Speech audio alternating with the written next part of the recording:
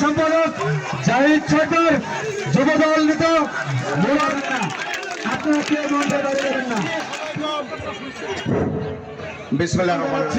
Sundarban union বিএনপির সাবেক বাবুল ভাই কৃষক ধানের সৃষ্টি দিয়ে যোগদান করলেন।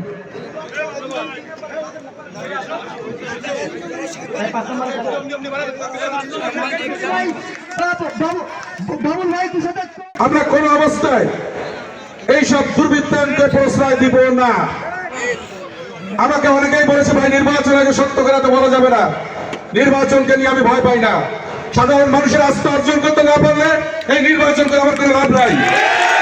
আমি চাই এই জনপদের মানুষের যে প্রত্যাশা নিরাপদে তারা বসবাস করবে, সেই প্রত্যাশা পূরণের রাজনীতি করতে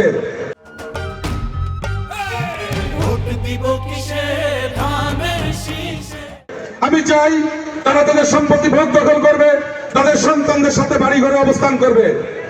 12 তারিখে যদি বিএনপি নির্বাচিত হয়, 13 তারিখ থেকে এই জনপদের প্রত্যেকটা মানুষ দল মত ধর্মবর্ণ নির্বিশেষে বাড়িতে অবস্থান করবে। এখানে নতুন করে বৈষম্য করা হবে না।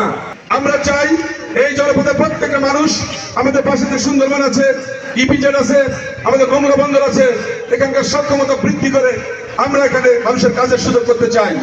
কারণ এটা বিশ্বাস করি, একটা মানুষ যদি কাজ পায় তাহলে সে আরেকজনের জমি দখল করবে না, আরেকজনের ঘের দখল করবে না, অপকর্মে লিপ্ত হবে না। আমি একটা বিশ্বাস করি, প্রত্যেকটা মানুষ চায় তার সন্তানকে নিয়ে হালাল রুজি রোজগার করতে, কিন্তু এখানে বিভিন্ন ধরনের দুর্বৃত্তায়ন হয়, যার জন্য এই কথাগুলো আসছে। আমি চাইবো আগামীতে এই জনপদের নারী, শিশু, নারী এবং যুবকদের জন্য, সবার জন্য স্বাস্থ্যসেবা নিশ্চিত করতে, বৃদ্ধজনের স্বাস্থ্যসেবা নিশ্চিত করতে আমাদের যে হাসপাতালগুলো আছে সেটা সক্ষমতা বাড়ানোর জন্য আমরা চেষ্টা করব। বাংলাদেশের মানুষ বিএনপির প্রতি আস্থা রাখছে, কোন বেঈমান মুনাফিকের জন্য বিএনপিতে কোনো জায়গা হবে না। সবাইকে বলবো, সরে আসুন, সঠিকভাবে কাজ করুন, দায়িত্ব পালন করুন, দলের প্রতি দায়িত্ব পালন করুন। তারেক রহমান যে আস্থা রেখেছে আমার প্রতি, ধানের শীষের প্রতি, আপনারাও আপনার আস্থা রাখেন। অন্যথায় আপনার রাজনীতি করে আপনার কোনো লাভ নাই।